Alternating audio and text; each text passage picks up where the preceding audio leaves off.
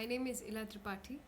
I've secured rank 51 in the Civil Services Examination 2016, and in this video I'll focus on how can one improve their answer writing, or how should one even start answer writing for the mains stage of the examination. Also, if you would like to contribute to the education revolution that an academy is aiming for, you can download the app and start creating your own lessons. The link is provided below. To begin with, answer writing forms a very pivotal stage of the civil services examination because that's what contributes to your mains marks. Apart from the interview, it is also the mains stage which determines whether you get your name featured in the PDF or not. To begin with, then, for answer writing, a candidate must understand the demand of the question. Generally, the questions that feature in the exam, they have a word length of, let us say, some 100 words, 50 to 100 words. So it might at the starting look as a daunting task to be reading all those words, but it is very, very imperative to understand what those words mean. Because let us say you know a lot, but then if you do not answer what is asked in the question, then all the knowledge that you have, it serves no purpose. Therefore, it is very important that you happen to read the question very carefully. If you do not understand the question at first go, it is pretty normal. So you can give more time to it, give another 10 or 20 seconds to it. So ensure that whatever the question demands, whatever is being asked, you are on the same page with the examiner or with the question paper. Once you are sure that what you understand is also what is being asked in the question, then you should perhaps draw a mental framework, a rough sketch of sorts as to how would you like to go about the question. Allow me to elaborate a little further here. The answer writing largely will have two parts. First is the presentation and second is the content.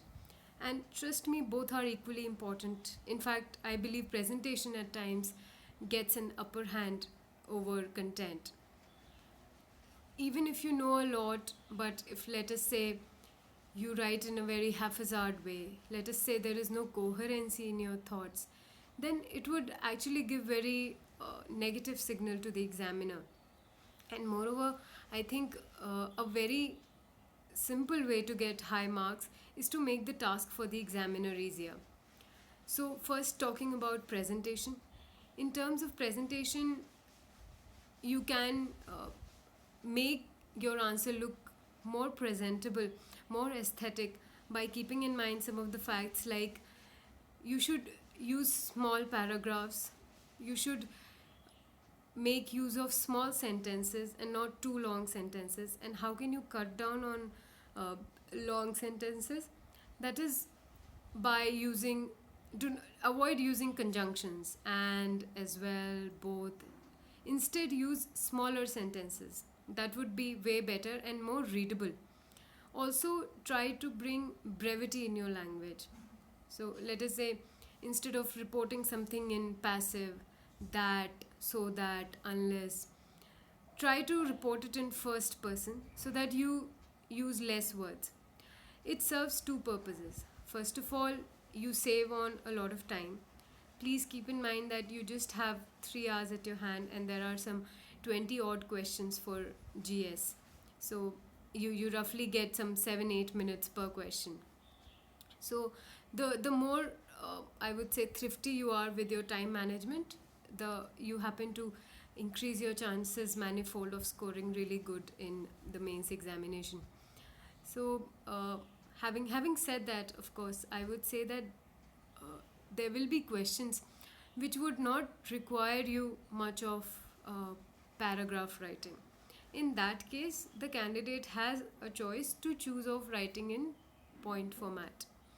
To give you an example, in 2016 paper GS2, there was a question on national child policy. So this is something which is very straight-jacketed. It does not really ask much for your opinion. But then, in this case, you have a lot of content to write. So, a better bet in this case would be to write in pointers. At the same time, you can make it more presentable by highlighting the keywords. You can also give subheadings. So, let us say if you're talking about health, this and this is the provision. Then you're talking about lactating mothers, this and this is the provision. So, you can give a slight subheading and then write another one sentence about it. So, this would actually make the task of the examiner easier, having said that before. And but then there are certain questions which are content intensive. In GS2 again, there was a question on judicial review. The first line, of course, tells about the case of I. Coelho versus the Tamil Nadu state government. So, in this case, writing in points would not be a best bet. A better idea here would be to write in small paragraphs. To begin with, you can give a small background of what the case was. Then, in the second paragraph, you can explain what judicial review is. Then, you can go on and give an Indian context to it, that there is no such word like judicial review mentioned in the Indian Constitution, but then the Supreme Courts or the various Indian courts are vested with the power of the same. And then lastly, you can perhaps give an example from current affairs where judicial review was exercised. This would actually lend a lot of gravity to your answer. And lastly, you can conclude with a very futuristic opinion. Let us say that you can perhaps write that the Indian legislature is the third important wing of the Indian democracy. Hence, for it to function properly, it must be vested with all the required powers and it must exercise in a non-partisan way and whatever. The idea is that it should be a futuristic, hopeful conclusion. You should be, you should be like really far-sighted when you're writing a conclusion. And in terms of answer marking, I somehow believe that it is the conclusion which stays with the examiner. So maybe when he's awarding you the marks, it's your words written in the conclusion which will have a lasting impact more than any other part. So this was largely solving the long debate of whether to write in points or whether to write in small paragraphs. And then coming to another aspect of presentation, which is usage of diagrams, usage of line diagrams, usage of flowcharts. I think flowcharts in the recent patterns has limited usability. They basically are used when you're supposed to give a, let us say, a sequence of events, or let us say a chronology of events. But I would recommend not using flowcharts. I would instead suggest you write small paragraphs. So let us say if a transition is asked in the pottery system in ancient India from red and black pottery of Harappan times to the polished ware of let's say the Mauryas or during the rise of Buddha. So in that case, instead of writing in flowcharts form or using line diagrams, it would be advisable to write small paragraphs and highlight the keywords. This would actually enhance readability rather than merely writing phrases in flowcharts. In terms of diagrams, I think geography in GS1 gives a lot of room for exhibiting your, I would say, artistic skills. You can actually draw a lot of diagrams. In GS 2016 paper 1, there was a question on air mass. So at times we might think this question does not quite require a diagram, but here you can always show packets of air moving and how it actually decreases, how it actually a cold wind destabilizes or stabilizes the existing temperature. So there, when you are using the diagram, you are actually complementing whatever you have already written in the small paragraphs. They should not be a supplement to your content, but rather complement your content. And then I'm pretty sure good marks are assured to you. Then this was largely about presentation. Now talking about content. Here, as I've mentioned before as well, once you've understood the question, the content should automatically come to you. Now, there are some hacks when you lack the content, and this is rather unofficial. I would suggest try to fill up the answer, the space that is given for the fixed answer sheet. Try to fill it up. I mean, maybe you can increase slightly the spacing, but not much, so that it doesn't really look awkward. But filling up the answer sheets with meaningful content actually gives a good first hand impression, and this was a feedback I would get when I would write my test series. And secondly, again, one of the hack is, let us say when you are lacking on the content.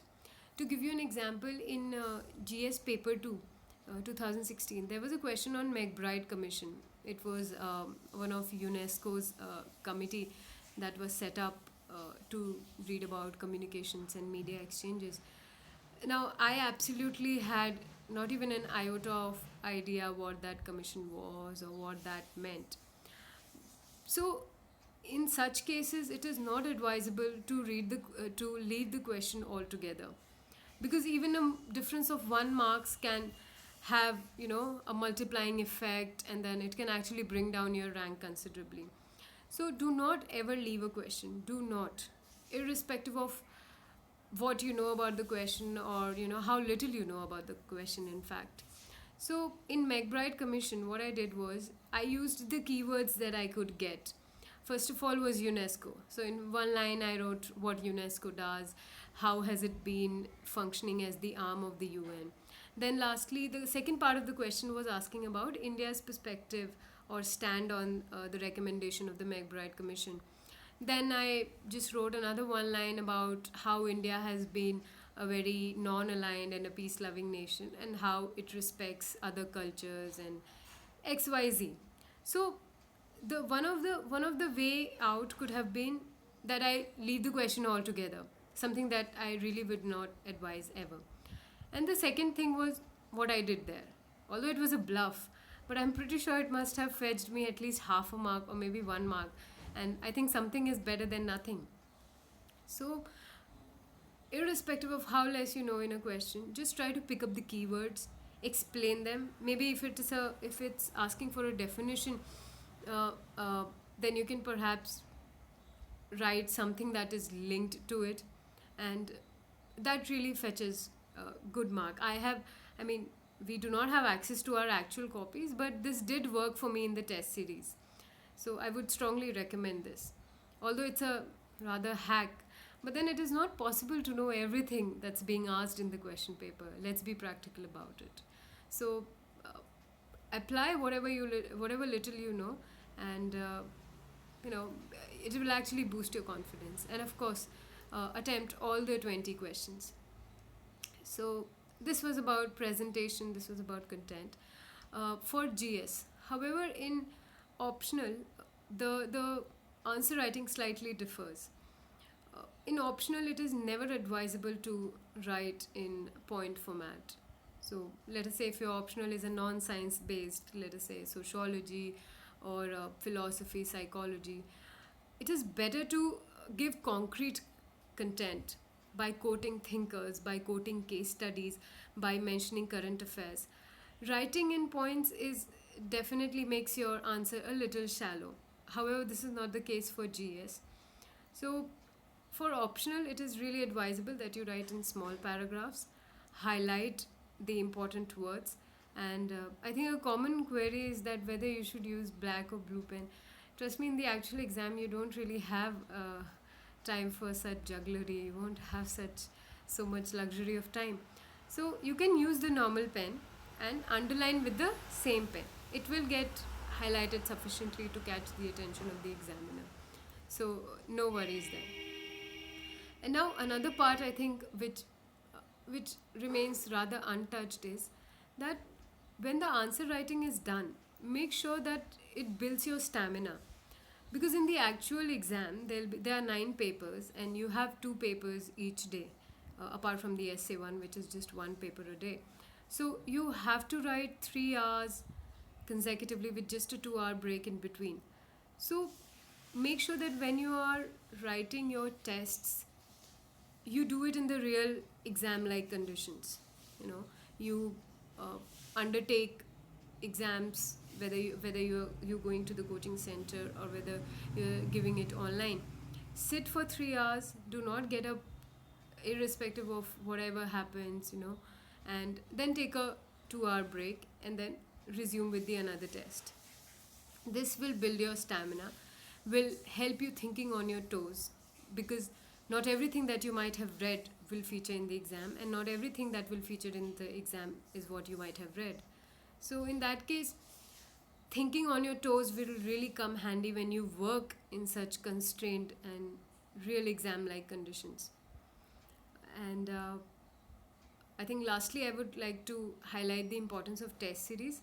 I had joined online test series. So for GS, I would strongly recommend Vision, because they gave a very detailed feedback when they would send their checked answer copies, and that really helped me. Apart from that, I would also insist having a look at previous year's paper. They sometimes they also get repeated, and that is actually a bonus. So do have a look at the previous year's paper, join a test series. Sometimes we might think that, okay, we can just pick up the test papers and then write them back at home. This does work. However, if you do not get it reviewed from someone who is a seasoned professional, you run the risk of repeating the same mistake again. You do not know which areas you need to improve and which are already strong enough. So it is important that you get the paper, the answer scripts reviewed enough. And I think that completely sums up the entire answer writing regime. Uh, be it for GS or be it for optional, they hold a lot of importance. So practice is the key. Practice a lot, revise a lot, and do join a test series, and take your reviews, take the feedbacks that you get from the teachers very seriously. And it's really, all the effort that you'll put in will be worth it, and give all that you have. Nothing else matters, and everything else can wait. Okay, all the very best. Happy answer writing.